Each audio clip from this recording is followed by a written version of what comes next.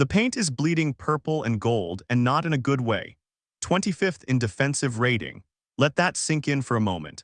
The Los Angeles Lakers, a franchise built on championship defense, on Kobe's tenacity, on Pau's rim protection, on the Showtime grit that made this organization legendary, are currently sitting near the bottom of the league in the one area that historically defines Lakers basketball.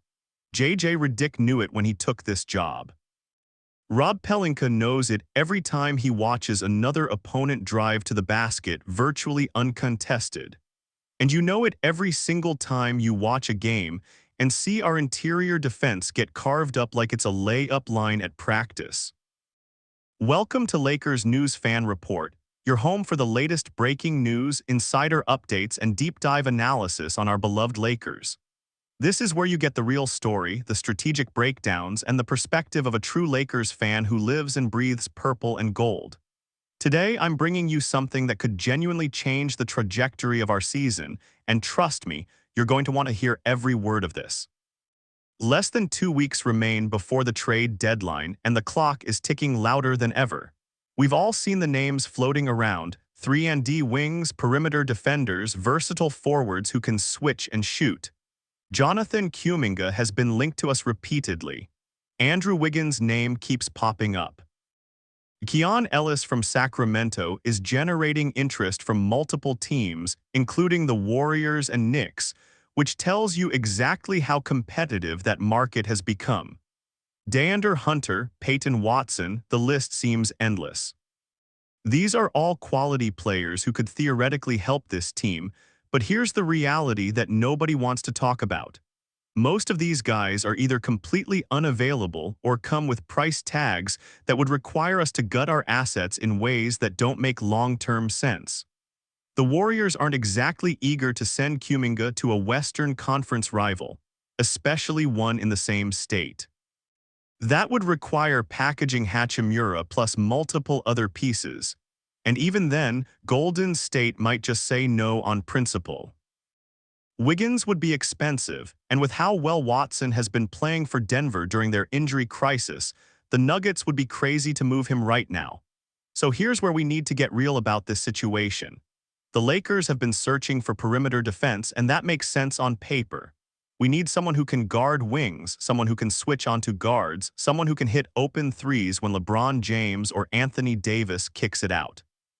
But while everyone has been focused on the perimeter, there's been a gaping hole right in the middle of our defense that's been getting exploited night after night after night. DeAndre Ayton came in with expectations. We all remember the hype, the potential, the idea that he would be our defensive anchor in the paint. But consistency has been the issue all season long. Some nights he looks engaged, other nights he seems invisible. That inconsistency is killing us in close games, in playoff intensity matchups, in moments where we need someone to protect the rim and alter shots without hesitation. Think about what made the Lakers great during championship runs. It wasn't just about having stars on the perimeter. It was about controlling the paint, about making opponents think twice before attacking the basket, about having that intimidating presence down low that changed offensive game plans. Right now, opponents see our interior defense and they attack it relentlessly. They drive with confidence. They finish at the rim at percentages that should embarrass us. They barely even respect our rim protection, and that's a problem that permeates everything else we're trying to do defensively. When teams can get easy buckets in the paint, it demoralizes the entire defensive scheme. It makes perimeter defenders work harder, it creates breakdowns in rotations, it leads to fouling, and it completely destroys our ability to control tempo and pace. Now I know what some of you might be thinking. We need scoring, we need shooting, we need someone who can create their own shot. And yes, offense matters, nobody's denying that. But championship teams are built on defense first. You can have all the offensive firepower in the world, but if you can't get stops when it matters, if you can't protect leads in the fourth quarter, if you can't make opponents uncomfortable and force them into difficult shots, you're not going anywhere in the playoffs. The Western Conference is absolutely loaded right now. The competition is fierce. Every single playoff team has weapons, has scorers, has offensive schemes that can light you up if you give them easy opportunities. The only way to survive and advance in that environment is to be elite defensively, and right now, we're nowhere close to that standard. So what's the solution? This is where things get interesting, and this is where the Lakers front office appears to be shifting their focus in a direction that might surprise some of you. While the media keeps talking about wings, while everyone keeps debating which perimeter player makes the most sense, there's been serious consideration given to a different type of move entirely. A move that addresses our most glaring weakness head-on. A move that brings in a proven defensive presence, someone with a track record of elite rim protection, someone who was once considered a Defensive Player of the Year candidate, someone whose entire identity on a basketball court is built around making life miserable for anyone who dares enter the paint. This player wouldn't need to be a focal point of the offense. He wouldn't need to post up 20 times a game or demand touches in isolation situations. What he would do is simple but incredibly valuable. Protect the rim, challenge shots, rebound, set screens, do all the dirty work that championship teams need someone to do. His numbers might not blow you away on a stat sheet compared to what we're currently getting from Ayton, but his impact would be felt immediately on the defensive end, which is exactly where we need the most help. And here's the best part, he's actually available. Portland has him, but with Donovan Clingan emerging as their center of the future, they're open to moving pieces that don't fit their long-term timeline. The name I'm talking about is Robert Williams III. Yes, the same Robert Williams who made his name in Boston as one of the most feared shot blockers in the league. The same player who brings an energy and defensive intensity that can completely transform a team's identity. The same athlete who, despite some injury concerns in the past, represents exactly the type of defensive upgrade we desperately need right now.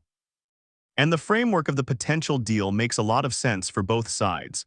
The Lakers would send Rui Hachimura to Portland along with potentially receiving Williams and a 2026 second-round pick coming back our way. Let's break down why this trade makes strategic sense from every angle. First, from Portland's perspective, they have Clingan, who's shown tremendous promise as a young defensive anchor. They don't need two traditional centers, especially when Williams still has value across the league. By acquiring Hachimura, they get a veteran forward who can provide scoring, versatility, and a steadying presence for their young core. He fits a need for them at the wing position, and he's on a reasonable contract. For a rebuilding team trying to develop talent while staying competitive enough to keep their fans engaged, Hachimura represents a solid piece to build around without blocking the development of their younger players. Now, from the Lakers' perspective, this is where things get really compelling. Yes, we'd be giving up Hachimura, who has been a valuable rotation player for us. He can score, he can defend multiple positions when engaged, and he provides depth at the forward spot. But here's the honest assessment. As much as I appreciate Rui's contributions, he hasn't been the consistent difference maker that elevates us from a good team to a championship contender. He has stretches where he looks great, and then he disappears for extended periods. That inconsistency, while frustrating, also makes him a realistic trade chip. We're not giving up Anthony Davis or LeBron or Austin Reeves. We're moving a role player to address our most critical need. What Williams brings is a completely different dimension to our defense. Even though his counting stats might be down this season in Portland's system, his defensive potential is undeniable. He's a vertical athlete who can contest shots at the rim, he's a lob threat on offense that would pair beautifully with LeBron's passing, and he wouldn't need plays called for him to be effective. His role would be clear and defined. Protect the paint, rebound, finish easy buckets, and set hard screens. That's it. And honestly, that simplicity might be exactly what we need. We don't need another player trying to find his rhythm in the offense. We need someone who knows his role and executes it at a high level every single night. The defensive impact cannot be overstated. Currently ranked 25th in defensive rating, the Lakers would immediately upgrade their rim protection with Williams in the lineup. He alters shots just by being on the floor. Opponents would have to think twice about driving into the paint when they know a legitimate shot blocker is waiting for them. That psychological impact ripples through an entire defensive scheme. It allows perimeter defenders to be more aggressive knowing they have backline protection. It reduces the burden on Anthony Davis to do everything defensively. It gives J.J. Redick a true defensive anchor who can be trusted in high-leverage playoff situations. And let's talk about the financial side of this because it matters. Williams is on a relatively team-friendly contract compared to some of the other options that have been discussed. We're not taking on a massive salary that hamstrings our future flexibility. We're not giving up multiple first-round picks. We're making a surgical move that addresses a specific need without mortgaging our future. That's smart roster management. That's the kind of calculated decision-making that championship organizations make. I've seen some people question whether Williams can stay healthy, and that's a fair concern given his injury history. But here's my perspective on that. Every player comes with some level of risk. The question is whether the potential reward justifies that risk. In this case, absolutely yes. If Williams gives us even 70% of what he was in Boston, that's still a massive upgrade over what we're currently getting from the center position defensively. And with the Lakers' medical staff and load management protocols, there's reason to believe he can stay on the court for the minutes we need him. There's also the aspect of opportunity cost to consider. The trade deadline is approaching fast, and the market for impact players is getting more expensive by the day. Teams are holding their cards close, asking prices are inflated, and competition for available players is intense. If we wait around hoping for some perfect wing defender to fall into our lap at a reasonable price, we might end up with nothing. This Williams deal represents a realistic opportunity to make a meaningful upgrade without overpaying. That's valuable in itself. Now I want to address the elephant in the room. This isn't the blockbuster trade that some fans are hoping for. This isn't landing a superstar. This isn't making a splash that dominates headlines for weeks. And I get it, we all want that excitement. We all want to see a major move that instantly transforms the championship odds. But sometimes the best moves are the ones that quietly address fundamental problems. Championship teams aren't always built through blockbusters. They're built through smart, strategic decisions that fix weaknesses and maximize existing strengths. Williams might not sell jerseys or generate massive social media buzz, but he could absolutely be the difference between a first-round playoff exit and a deep run. Consider how this affects our current rotation and overall team construction. LeBron James is still playing at an incredibly high level offensively. Anthony Davis is having another stellar season. Austin Reeves has developed into a legitimate third option. We have offensive firepower. What we don't have is the defensive foundation to support that offense consistently. By adding Williams, we're not trying to reinvent our identity. We're shoring up the weakness that's been holding us back from reaching our full potential. That's smart basketball philosophy. The other names that have been connected to us, players like Kuminga or Ellis or Hunter, they might be more exciting on paper because they fit the modern mold of switchable wing defenders who can shoot. But availability and cost matter.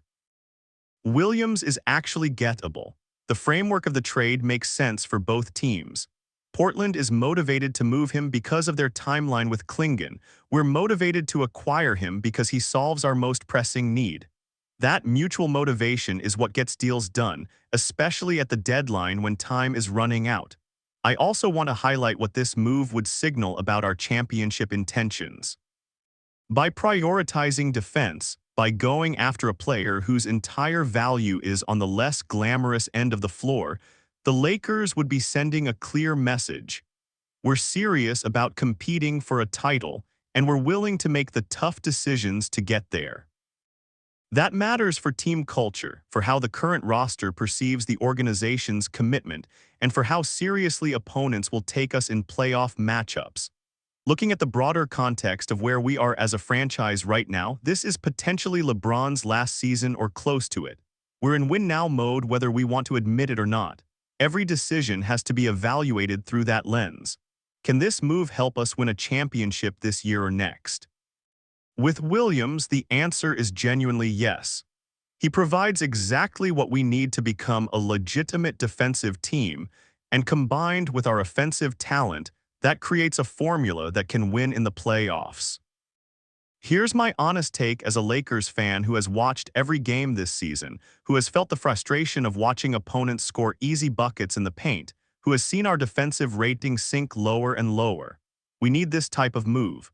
We need someone who will come in, embrace the defensive assignment, and give us the toughness and rim protection that has been missing all year. Robert Williams can be that guy. He's proven it before in high-pressure situations with the Celtics. He knows what it takes to compete at the highest level.